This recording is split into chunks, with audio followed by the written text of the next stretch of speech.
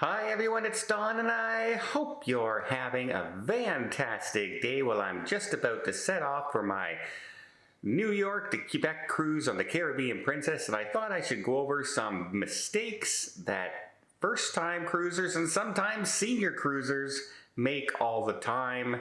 And if you do, you could be in for a world of trouble.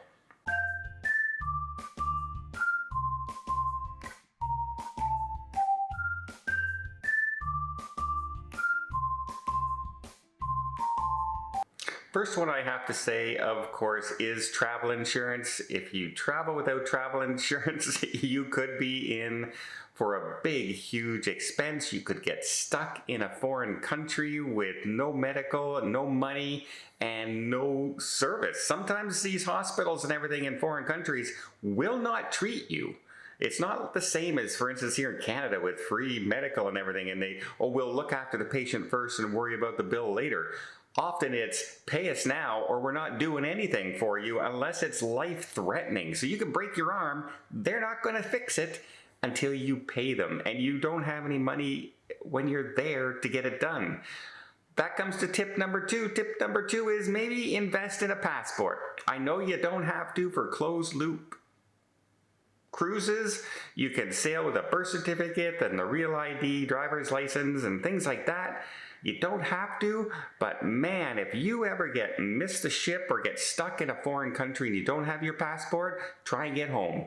Just see how easy it is to get back to your country, because you got to go to find an embassy, you got to get special papers done. You can be there weeks upon weeks before you get permission to get home again and get across the border. And how expensive can that be? You know how expensive a passport is? About $200 for 10 years. It's far worth the investment, and it gives you so much more security when you're going. Number three, check out your port's requirements. What do they require for you to go?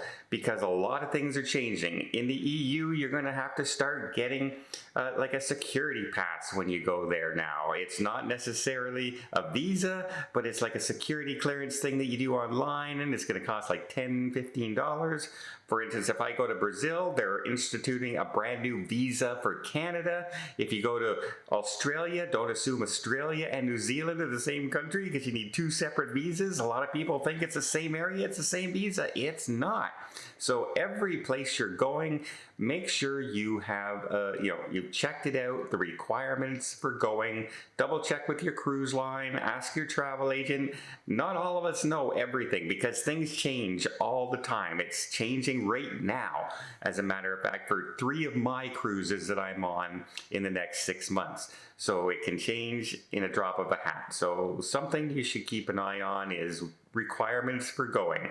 And even until recently, that included still COVID and vaccines, because Australia was one of the last places to finally lift their COVID restrictions just recently. So if you were sailing a month ago, you still needed to be vaccinated. Yeah, you gotta keep checking for things like that. Also, when you're booking your cruise, don't look for the cheapest unless that's the only way you're going to go.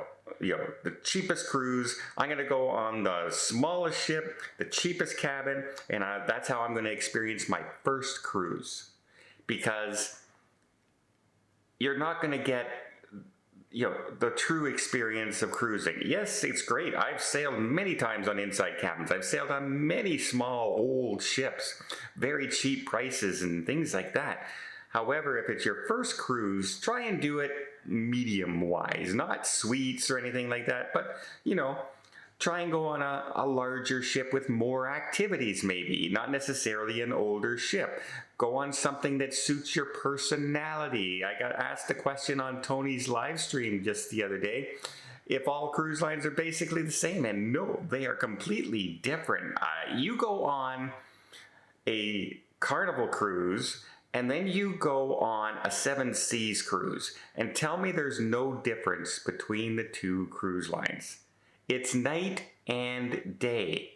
Not only from the atmosphere on board, it's the thought process of the passengers even. Like the passengers who are going on Carnival and everything. Hey, they're there for fun. Let's go. It's the fun ship. We're going to have a good time, party atmosphere.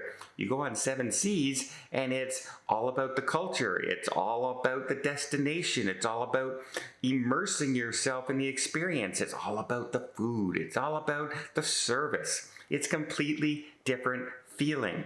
And you expect different things on those ships. So to just go on a cruise ship and say, I'm just going to go on this ship because I'm saving money and that's how I'll experience cruising, and then I'll know if I like it or not.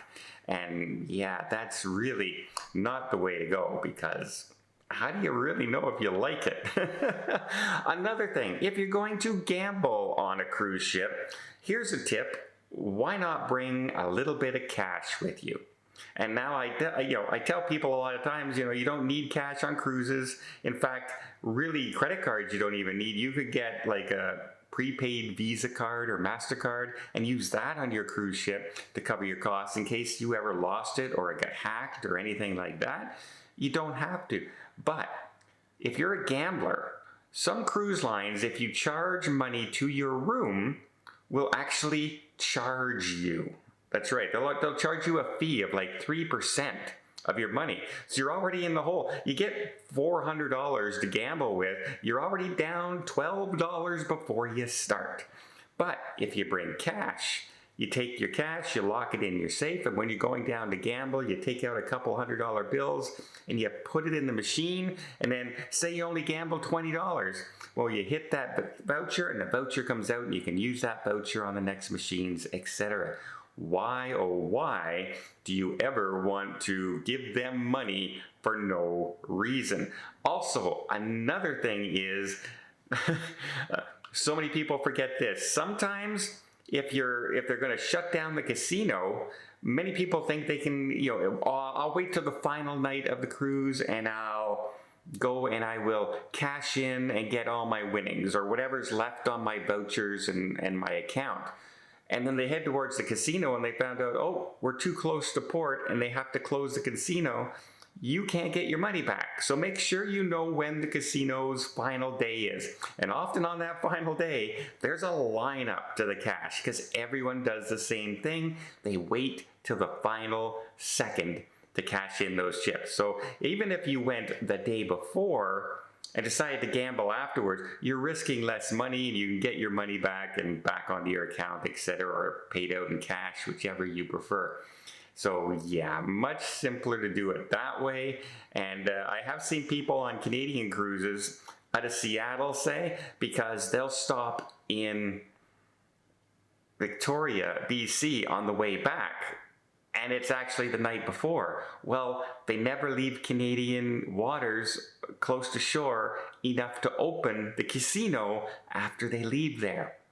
So sometimes the casino doesn't open a full day before the final day, and people get stuck and they don't end up cashing in their cards. So yes, and another thing I'm also going to mention, just because you'll notice this video, it's not sponsored. It's not sponsored. There's no link down below. There's no me saying, hey, thank you for sponsoring this video. A VPN. Absolutely, a VPN is something that I travel with all the time if I have, especially if I have a lengthy cruise or a lengthy travel, like 10, 11 days. At some point, I might need to check in with my bank. And if I'm doing stuff like that, I want to make sure I'm hiding as much, and I use a VPN every single time I use my computer, because it just protects me. I want that extra security. Yes, I have security on my computer and all this stuff, but having that VPN is another extra layer that you can do. Plus, hey, sometimes I'll just want to watch shows that I can't get in the United States, but I could get in Canada, or I can't get in the UK, but I can get in the United States, and I can just click the VPN and I'm there. And again, not sponsored. But I just say I use my VPN all the time. Okay, that's it.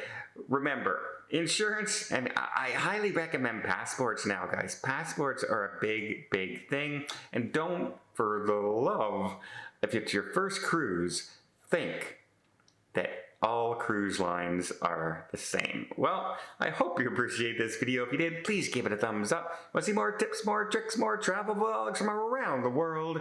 Hit that subscribe button. Until next time, have yourself a safe and a great vacation.